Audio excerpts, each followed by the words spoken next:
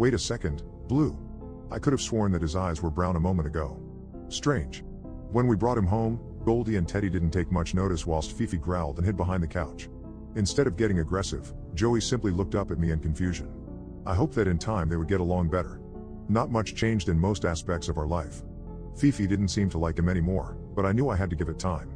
She wasn't exactly ecstatic about Goldie and Teddy when Victor and I first moved in together, but now they cuddle and play all the time.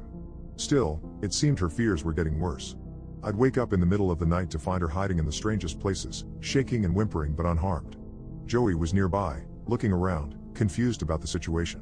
One day I could have sworn he bared his teeth at her in the mirror when my back was turned, but only for a split second, as if he didn't want me to see. I started to be on edge around him, keeping him in the kitchen during nights while the other dog stayed in the bedroom. He didn't seem bothered by this arrangement, and Victor said I was being paranoid. Not long after all, our food started going bad. It was as if somebody had turned off our refrigerator. Somebody also ate some of our food, then put it all back in before we woke up. As I held the rotten food in my hands and looked into his eyes, I knew something was wrong with that dog and I felt a chill go up my spine. I put a kennel in the backyard and kept him there overnight instead. Then dead animals started showing up all over the grass, their organs completely missing. When I so much as raised my voice at him for murdering the poor animals, he snarled at me. He was showing more and more aggression, not just to me, but to our other 3 dogs, especially Fifi. When I mentioned to Victor I was worried Joey was going to hurt her, he got mad. How could you say such a sweet, gentle dog would ever do that? And to Fifi too. You know how much she means to me.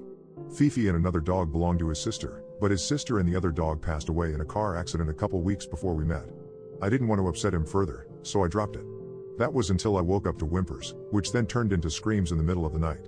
I ran downstairs to see Joey in the living room, tearing Fifi to shreds. There were body parts everywhere, and I don't think I'll ever get the image of her blood smudged around his mouth out of my mind. I've never cried out for help so loudly. Victor came running and instinctively turned the lights on to see the horror that just took place, pieces of a stuffed toy strewn around the room. He then proceeded to berate me for my behavior.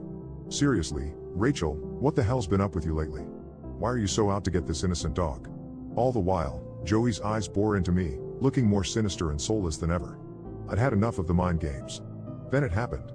3 nights ago, I awoke to a figure looming over me in the darkness. It was grotesque, its limbs looked out of place and every part of it looked disproportionate and broken. At first I wanted to scream, but I didn't. Its eyes met mine and immediately I knew what it was. Joey out of his disguise. I turned to Victor and shook him awake as fast as I could. But by the time he turned over, Joey was a dog again, sitting beside the bed. Victor just looked at me, shook his head in disapproval and went back to sleep. I sent Joey out of the room and did the same. The next morning I was surprised with the weekend getaway.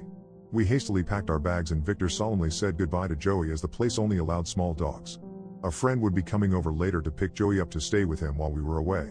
I didn't tell Victor, but I was relieved. For the first time in the past month, I felt that me and my babies were safe. We hopped into the car and headed toward our destination. Once we were a good 50 miles away from home, Victor said to me, "You know, last night, right before you woke me up, dreading the argument that was sure to come." I nodded and he continued, "Well, I saw too. Anthony's not picking Joey up, and animal rescue is. I told him he was aggressive and uncontrollable. They're going to put him down. I'm sorry I didn't believe you. We're currently at my parents' house until we feel comfortable back at ours, if we ever do. Still, I'm not so sure this is the end."